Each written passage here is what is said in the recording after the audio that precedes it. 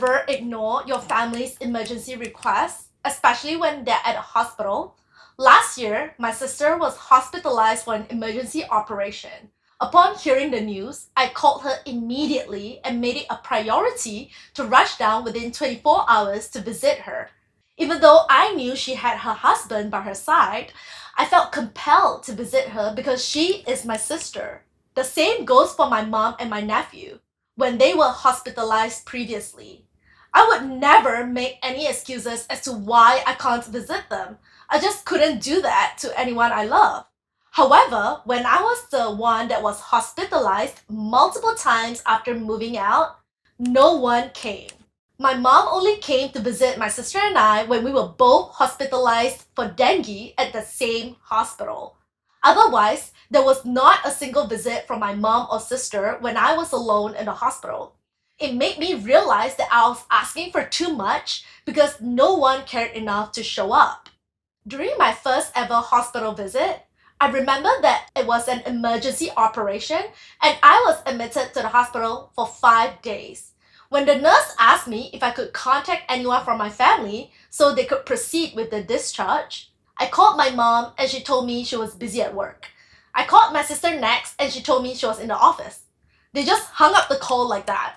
No one came to check on me throughout the time I was there.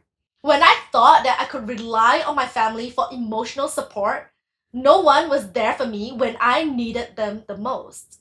Despite all of that, I did not hold a grudge against them, but sometimes I had to admit, I pretended I was fine when I clearly wasn't.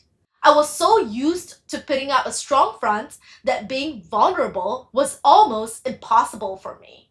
Unfortunately, this year has hit the spot, so I decided to share my deepest, most honest feelings with my mom, only to be met with backlash and her saying that she has to start living her life for herself. Here's where it gets twisted. Ever since I moved out at 24, I have learned to completely detach from my old life to start a brand new life for myself.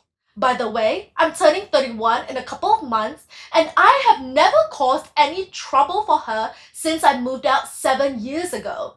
When did I ever deny her the opportunity to live for herself? And here's the thing, she made sure that I never forget how much it cost her to raise me.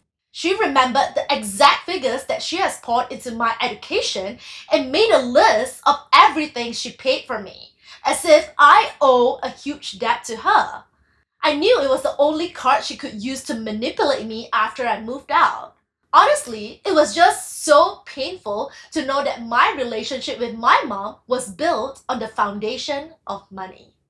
It made me realize that her love for me was conditional. She hated being a mother to me, but being a mother was her choice. I didn't play a role in making that decision for her. She chose to be a single mom at 21, and yet I had to pay for it mentally, emotionally, and physically. Growing up, she made sure to remind me that all of her struggles came from me.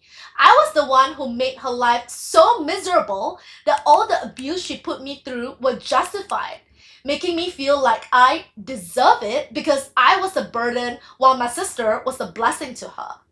Looking back, I was also locked out of the house repeatedly, so I had to find shelter at my friend's house, which put me in a really tough spot because I had to trouble my friends to take me in, and all of us were just kids.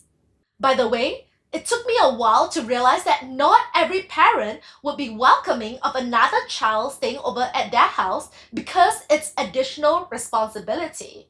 Of course, there were times I tried to call my mom because none of my friends' parents were open to take me in for the night, but she refused to pick up the phone until my friend, who used to live across the street, offered me her place to seek refuge. Honestly, if it wasn't for her, I would be sleeping on the bench at the park. Over the years, I was condemned for every innocent mistake a child would do, and she would use any opportunity to punish me. If I was late for school, by the way, it took me almost 2 hours to get to school on time, she would either slap me or lock me out of the house for days. Mind you, I was only 17 and she knew I had nowhere to go. Besides that, I was underage, so I could actually go to the police for help, but I didn't.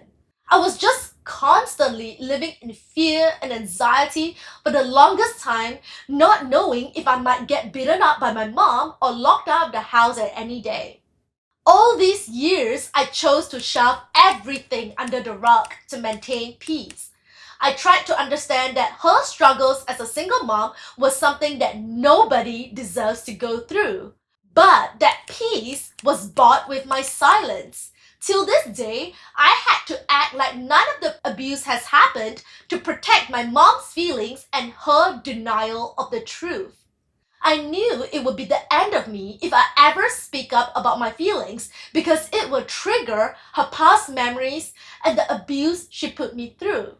In fact, no one knew about the abuse except my grandma. On the other hand, my mom favors my sister and honors her like she's the queen of the household.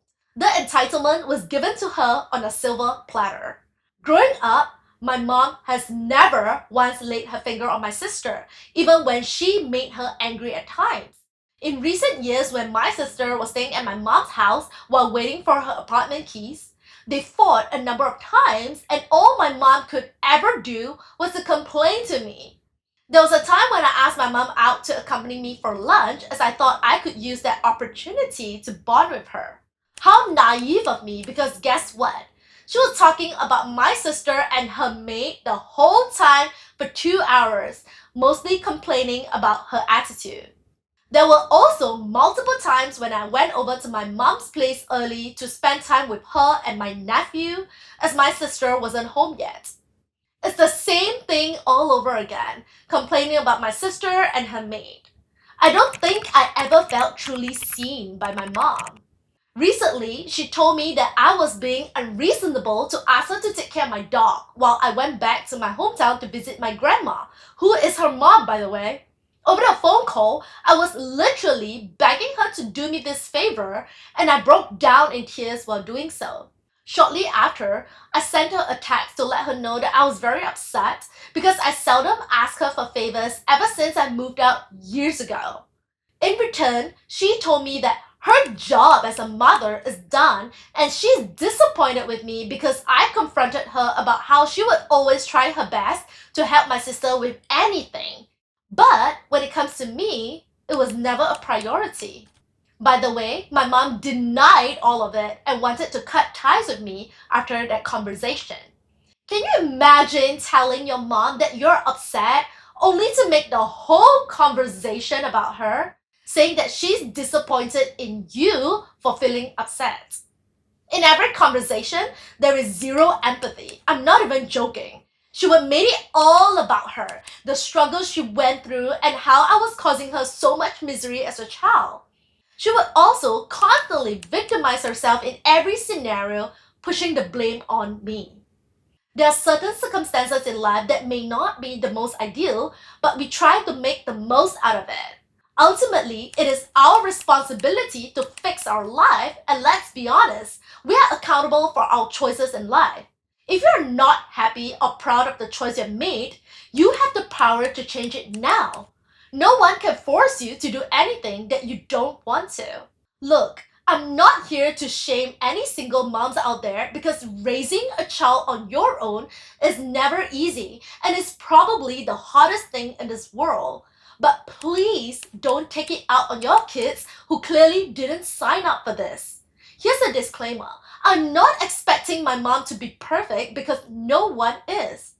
As a child, I just wanted to be accepted and loved for who I am. My mom tried really hard to fit me into a mold, but I just couldn't fit in. And because of that, no one respected me because I was a hopeless child in their eyes. Besides that, you know what's the irony? My mom can never be truly angry at my sister. She might throw little tantrums here and there, but that's it. From time to time, my grandma would still ask me why my mom was so afraid of making my sister angry, because she has also witnessed my mom holding back her emotions whenever my sister was angry or in a bad mood. Meanwhile, I was treated like her physical and emotional punching bag over the years. It's funny to me how my sister had never once experienced real anger from my mom that resulted in physical violence. In fact, we share the same mother, but we got an entirely different experience as a child, worlds apart. It seemed like she was protected from all the awful things I went through. It seemed like I was the only one deserving of abuse because I was never good enough for them. Months ago, my sister complained to me about one of their petty fights and told me that she blocked my mom for a few days to keep her peace, which to me sounds perfectly valid. But here's the best part. When I blocked my mom for the first time recently to keep my peace, wow, the tables have turned. I am the villain now, and I was so selfish for doing that. Who knew that favoritism can be such a powerful gaslighting tool? I guess it's safe to say that my relationship with my mom has turned south because I have found the courage to speak up for the first time in my life. At this point, I'm just sick and tired of gaining anyone's approval. Regardless of what I do and not do, I'll always be the black sheep in the family, so I might as well be on my own. Ultimately, I have decided to put the past behind me and close this chapter for good. I have nothing against them. All I ever wanted is to share my truth and heal my inner child by confronting my traumatic past and turning it into wisdom. As I'm wrapping this up, I just wanted to say that I have never once harbored any hatred or ill intention towards my family. In fact, my relationship with my sister has transformed positively over the years because I believe that both of us have worked on ourselves. Of course, there were tension at times, but we would talk it out like mature adults. The main reason why I wanted to share my story is because my peace can never be bought with silence. And I did not crawl through darkness just to live a mediocre life. After all, I believe that love can be given freely without any condition attached to it. But not everyone is capable of that, and that's okay. Look, you can be a disgrace in your family, but at the same time, you can be loved and appreciated by other people just for existing. They don't expect you to be someone else you're not, and they love you just the way you are. They don't give up on you when times are hard. At the end of the day, being the black sheep in your family is both a blessing and a curse. Trust me, you don't need anyone to validate what you've been through because the truth will set you free. Think about it. You no longer have to prove your worth or your value to anyone. You no longer have to try so hard just to be accepted into the family. Also, here's a gentle reminder that everyone is carrying an invisible pain within them, including my mom. I just wanted to say that my mom did the best she could with the emotional capacity she had. She is too deep in her own pain to recognize that others are in pain too. Over the years, she was probably carrying a lot of unexplainable grief that were causing her to act or behave in a certain way. In other words, she was projecting her own traumas on me without realizing the impact of it. Hurt people hurt people. Eventually, letting go becomes easier when you know you did your part, with effort, honesty, and grace. At some point, peace comes from accepting that not everyone will meet you with the same heart, and I hope that you'll always remember to choose yourself. Thank you for being here and staying to the end.